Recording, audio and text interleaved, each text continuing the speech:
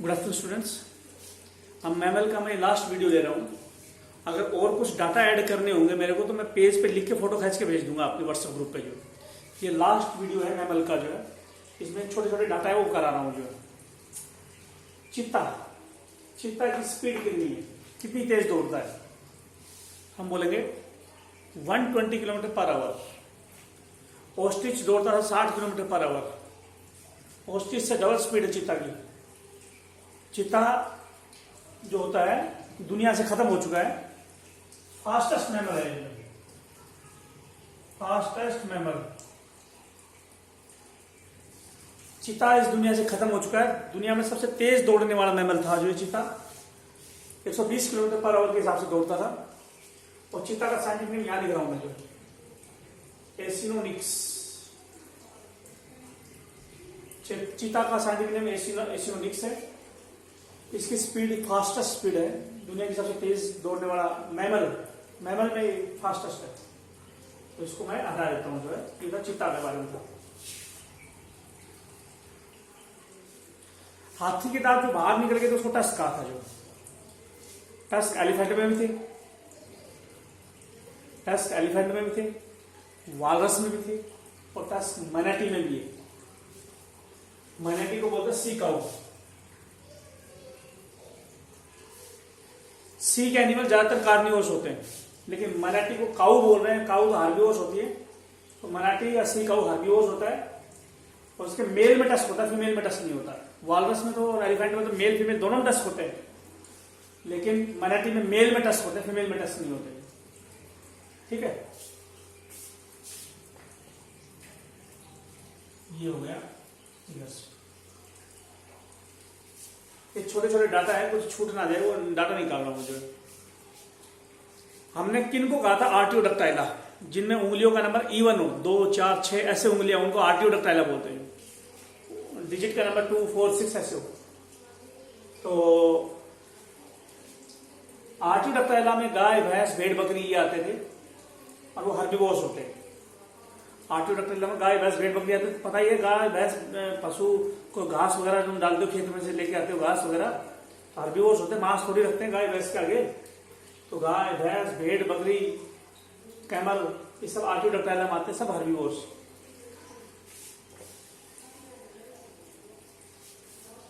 Blubber नाम बहुत सुना होगा आपने। जो ब्लबर फैट होती है, इससे तेल निकलता है। हम मोस्टली ये बोलते हैं ब्लबर व्हेल में मिलती है, लेकिन व्हेल में अकेले में नहीं मिलती। ब्लबर व्हेल में मिलती है, सी काऊ में मिलती है, और सी लॉयन में भी मिलती है। सिरेनिया ग्रुप में कौन आता था? मैनाटी या सी काऊ। मैनाटी या सी काऊ, इसको इसके अंदर सिरेनिया ग्रुप में आती है मैनाटी या सी काऊ। इसमें भी क्या मिलते हैं? इसमें ब्लबर मिलती है। व्हेल आती है सिटेशिया ग्रुप में। व्हेल का साइंटिफिक नेम है बेलेनोप्टेरा। व्हेल का साइंटिफिक नेम क्या है? बेलेनोप्टेरा। व्हेल का साइंटिफिक नेम है बेलेनोप्टेरा, और व्हेल का होगा बेलेनोप्टेरा, BALEONOPTERA। और दूसरा डॉल्फिन का साइंटिफिक नेम है डेल्फिनस। Delphinus, DEL। डॉल्फिन का साइंटिफिक नेम है डेल्फिनस, डॉल्फिन। तो डॉल्फिन का साइंटिफिक नेम है डेल्फिनस। तो व्हेल के अंदर भी ब्लबर होती है, जिसका साइंटिफिक नेम बेलेनोप्टेरा के अंदर ब्लबर है। मराठी या सी काऊ में ब्लबर है। फोका, फोका सील भी बोलते हैं इसको, सील और सी लॉयन। फोका सील भी बोलते हैं इसको, SEAL, सील। पानी के अंदर बताया था, सील कराया था मैंने। फोका को सी लॉयन भी बोलते हैं। जिस तरह से लॉयन कार्निवोरस होता है, ये सी का अंदर का एनिमल, ये भी कार्निवोरस होता है। पानी के लगभग कार्निवोरस होते हैं, पानी के जो मैमल होते हैं। जो व्हेल भी कार्निवोरस होती है, लेकिन मैनाटी या सी का वो हर्बिवोरस थी, सी के अंदर थी। तो फोका या सी लॉयन क्या है? फोका या सी लॉयन इन तीनों में ब्लबर मिलती है। व्हेल में भी मिलती है सिटेशिया में, सी काऊ में मिलती है मैनाटी में, और फोका या सी लॉयन में भी ब्लबर मिलती है। और ब्लबर की वजह से ही इनको मारते हैं, जो ब्लबर की वजह से ही इनको मारते हैं। नॉर्मल बंदर को मैंने रिसस मंकी बताया था, साइंटिफिक नेम होता मकाका। नॉर्मल बंदर का साइंटिफिक नेम क्या था मंकी का? मकाका। एनसीईआरटी में ले रखे साइंटिफिक नेम, इसलिए करवाने जरूरी है। MACACA मकाका बंदर का साइंटिफिक नेम है। रिसस मंकी का साइंटिफिक नेम है, रिसस मंकी करवा चुका हूं मैं। मकाका साइंटिफिक है नॉर्मल बंदर का। नॉर्मल बंदर होता है रिसस मंकी।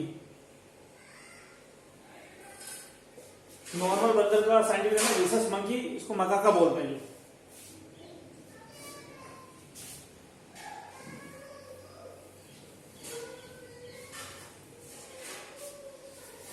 लगभग पानी के मैमल होते हैं, उनमें स्वेट ग्लैंड और सिबेसियस ग्लैंड नहीं होती। स्वेट यानी पसीने वाली ग्लैंड, सिबेसियस मतलब ऑयल ग्लैंड।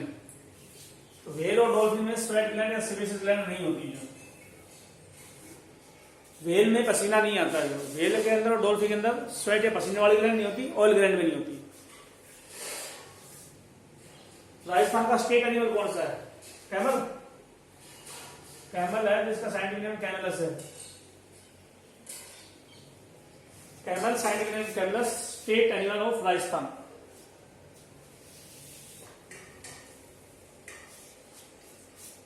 लेपर्ड तेंदुए को बोलते हैं। तेंदुआ होता है लेपर्ड, स्नो लेपर्ड जो बर्फ में मिलता हो, वो स्टेट एनिमल है हिमाचल प्रदेश का। हिमाचल प्रदेश का स्टेट एनिमल, राज्य पशु क्या है? Snow leopard. Snow leopard, leopard यानी तेंदुआ हिमाचल प्रदेश का स्टेट एनिमल है। राजस्थान का था स्टेट एनिमल कैमल, यहां स्नो लेपर्ड। हमारे हरियाणा का स्टेट एनिमल कौन सा है? नीलगाय। नीलगाय, जिसको रोंज भी बोलते हैं, रोज या रोंज भी बोलते हैं नीलगाय को, जो है ये स्टेट एनिमल हरियाणा का। लद्दाख और तिब्बत। तिब्बत और लद्दाख चाइना के पास चाइना के पास पड़ते हैं, काफी ज्यादा ऊंचाई के ऊपर है लद्दाख और तिब्बत। इनमें जंगली गधे मिलते हैं, याक मिलते हैं और पश्मीना गोट मिलती है। वाइल्ड एस, जंगली गधे, याक और पश्मीना बकरी, जो है पश्मीना गोट, लद्दाख और तिब्बत में मिलते हैं। जो लद्दाख और तिब्बत में मिलते हैं पश्मीना गोट, जंगली गधे और याक। जंगली गधे तो रण ऑफ कच्छ गुजरात में मिलते हैं। जंगली गधे रण ऑफ कच्छ, जंगली गधे रण ऑफ कच्छ गुजरात में मिलते हैं। एक याद रखना, ऊन होती है दो टाइप की।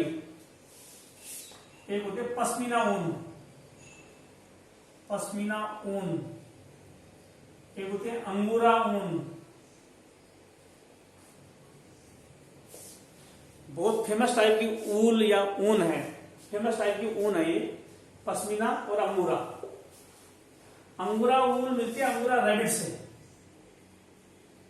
अंगूरा खरगोश से मिलती है, ऑब्टेन फ्रॉम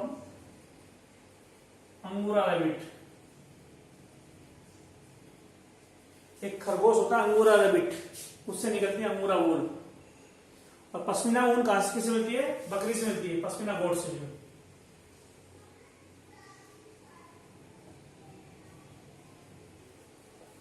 पश्मीना गोट या पश्मीना बकरी जो होती है उससे निकलती है पश्मीना वूल, निकलती है पश्मीना गोट से। बकरी की टाइप है जो तिब्बत वगैरह मिलती है। पश्मीना गोट से मिलती है पश्मीना वूल, और अंगूरा रैबिट से मिलती है अंगूरा वूल। ऊन की टाइप है। कई बार हिमाचल वगैरह से वो शॉल वगैरह बेचने आते हैं, तो वो बोलते हैं हमारे पश्मीना के शॉल है। इसका मतलब पश्मीना जो गोट है वहां से, उसके ऊन से वो शॉल बने हैं।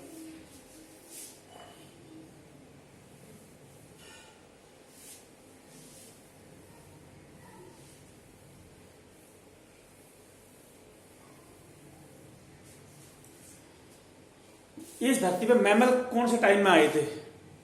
पहला मैमल किस पीरियड में आया है? हम बोलेंगे डायनासोर जब आया था। डायनासोर और मैमल एक साथ आए। कौन से पीरियड में बता रखे हैं? डायनासोर आया था ट्रायसिक पीरियड में।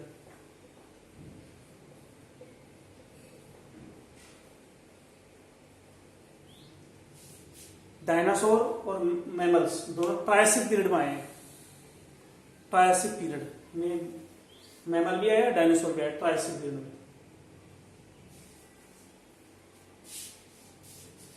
सबसे तेज ग्रोथ किसकी है? जो साइज में सबसे बड़ा उसकी ग्रोथ भी सबसे तेज। दुनिया का लार्जेस्ट मैमल व्हेल है, उसकी ग्रोथ भी लार्जेस्ट होती है, फास्टेस्ट होती है।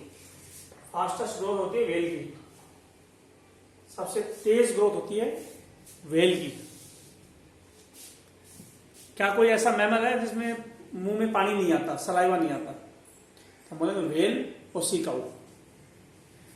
सी काऊ यानी मानाटी, इनमें स्लवरी ग्लैंड नहीं होती है। व्हेल और सी काऊ में स्लवरी ग्लैंड नहीं होती है। लॉयन सिर्फ एक जगह मिलता है इंडिया में, जो एशियाटिक लॉयन सिर्फ एक जगह, गिर नेशनल पार्क राजस्थान, उसमें गुजरात में, मोदी जी के स्टेट में है लॉयन। तो गिर लॉयन जो है, गिर जो नेशनल पार्क है उसमें लॉयन मिलते हैं इंडिया के अंदर, और कहीं नहीं मिलते इंडिया के अंदर। एशियाटिक लॉयन सिर्फ गिर नेशनल पार्क में मिलते हैं, जो गुजरात में है। GIR गिर का मतलब GIR गिर नाम है लॉयन उसका, नेशनल पार्क का।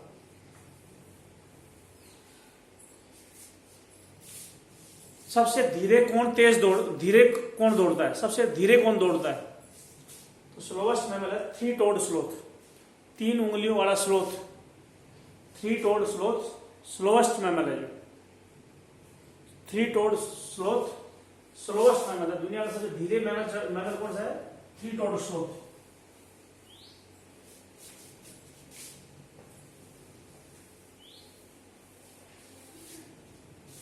इसके अलावा डेंटल फॉर्मूला चूहे का क्या है? 1003 1003। ये आई है इंसीजर और 3 है मोलर। चूहे में कैनाइन टीथ भी एब्सेंट होते हैं और प्रीमोलर टीथ भी एब्सेंट होते हैं।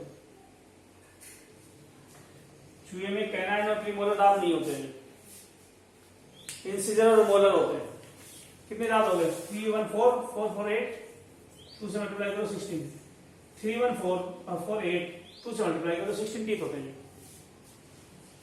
एलिफेंट का डेंटल फॉर्मूला होता है 1003 0003 3 4 3 7 20 14 3 3 6 और 7 2 से मल्टीप्लाई करो 14। तो मोलर टीथ होते हैं और इंसीजर होते हैं। जो एलिफेंट के अंदर चूहे की तरह से कैनाइन और प्रीमोलर नहीं होते। कैनाइन और प्रीमोलर नहीं होते चूहे में। एलिफेंट में कैनाइन और प्रीमोलर नहीं होते, इंसीजर और मोलर होते हैं। चूहे के अंदर इंसीजर ऊपर नीचे दोनों तरफ है, लेकिन एलिफेंट में इंसीजर ऊपर है नीचे नहीं। एलिफेंट में इंसीजर ऊपर है नीचे नहीं। इंसीजर की मतलब कितने हो गए? 2 से मल्टीप्लाई 2। इसका मतलब जो हाथी के जो बाहर दांत होते हैं वो कौन से होते हैं? टस्क होते हैं, वो इंसीजर होते हैं। इन्हीं से टस्क बनता है। ऊपर 1 का मतलब है एक इधर है एक इधर, 2 टस्क है। एलिफेंट के अंदर 2 टस्क है, वो इंसीजर है। कैनाइन प्रीमोलर नहीं है। और ये मोलर टीथ है 12, हमारे बराबर। हमारे अंदर भी 12 ही मोलर है। तो इसलिए बोलते हैं हाथी के दांत खाने की ओर दिखाने की ओर। खाने वाले को तो मोलर, और जो दिखाता है वो टस्क होते हैं, जो बाहर होते हैं। ठीक है।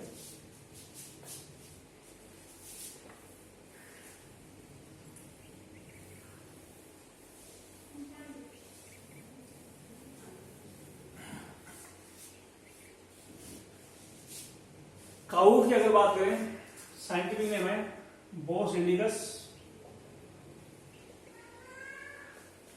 काऊ को बोस इंडिकस बोलते हैं, और इसको हम्प्ड कैटल बोलते हैं। जिस तरह से ऊंट के ऊपर बैठते हैं तो वो हम्प नहीं होता पकड़ने का, जिस तरह से ऊंट पे पकड़ने के लिए हम्प होता है, उसी तरह से हम काऊ में भी होते हैं। काऊ में भी हम्प होता है पकड़ने के लिए, हम्प कैटर बोलते हैं इसको। ये रूमिनेंट है दोनों।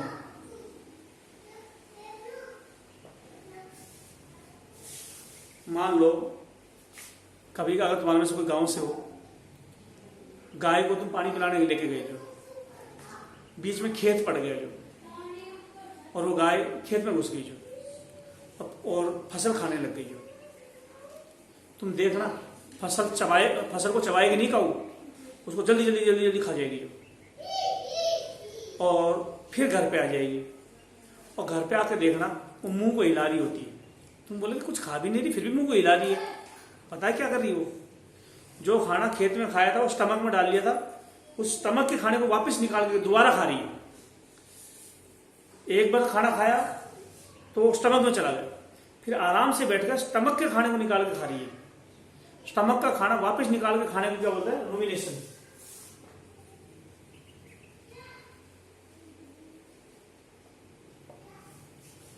स्टमक जो होता है उसमें खाना डाल लिया, फिर स्टमक में से खाना निकाल कर दोबारा खाना निकाल कर चबाने को रूमिनेशन बोलते हैं, और ऐसे मैमल को रूमिनेंट बोलते हैं। तो गाय, भैंस, भेड़, बकरी रूमिनेंट है। और ये कौन से ग्रुप में आती है?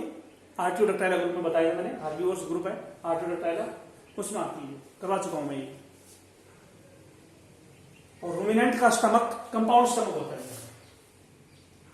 Stomach of ruminant is compound stomach। Ruminant जो जानवर है उनके स्टमक को कंपाउंड स्टमक बोलते हैं। हमारे स्टमक से डिफरेंट होता है, इसके ये पार्ट होते हैं। एक तो ये पार्ट होता है, पहला पार्ट तो ये रूमन, दूसरा पार्ट है रेटिकुलम, स्टमक के पार्ट है, तीसरा पार्ट है ओमसम, और चौथा पार्ट है एबोमसम।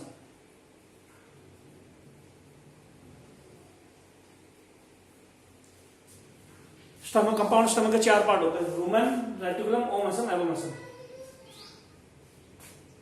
रूमन का दूसरा नाम है पोंच,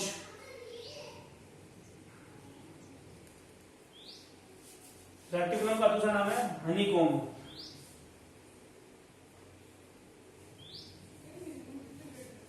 और ओमसम का दूसरा नाम है साल्टेरियम, एबोमसम का दूसरा नाम है रेनेट। ये याद रखना, कैमल में, काऊ में 4 पार्ट होते हैं स्टमक, इसके पार्ट स्टमक के, और कैमल में ये नहीं होता, ओमसम नहीं होता कैमल के अंदर। 3 पार्ट होते हैं, rumen, reticulum, abomasum. Omasum is absent in camel. Camel जिसका साइंटिफिक नेम कैमलस है, इसके स्टमक में 4 पार्ट में 3 पार्ट होते हैं, ओमसम एब्सेंट होता है। 3 पार्ट होते हैं, ओमसम एब्सेंट होता है। और रूमन में माइक्रोब्स होते हैं, सेलुलोज को डाइजेस्ट करते हैं। एक माइक्रोब होता है जो सेलुलोज को डाइजेस्ट करता है, उसका नाम है रूमेनोकोकस।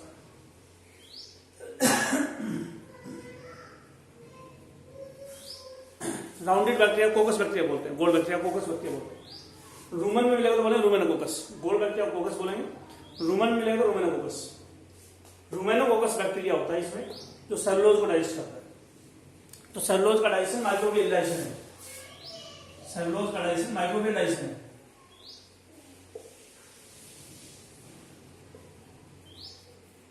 सेलुलोज का डाइजेशन रूमन में होता है, माइक्रोबियल डाइजेशन है। सेलुलोज का डाइजेशन माइक्रोब में होता है, सेलुलोज का डाइजेशन रूमन में होता है माइक्रोब से, इसलिए माइक्रोबियल डाइजेशन बोले, माइक्रोब डाइजेशन कर रहे हैं। माइक्रो ऑर्गेनिज्म डाइजेस्ट फूड का डाइजेशन कर रहे हैं, इसलिए माइक्रोबियल डाइजेशन है सेलुलोज का, रूमन में होगा। तो इस तरह से हम बोलते हैं ये होते हैं।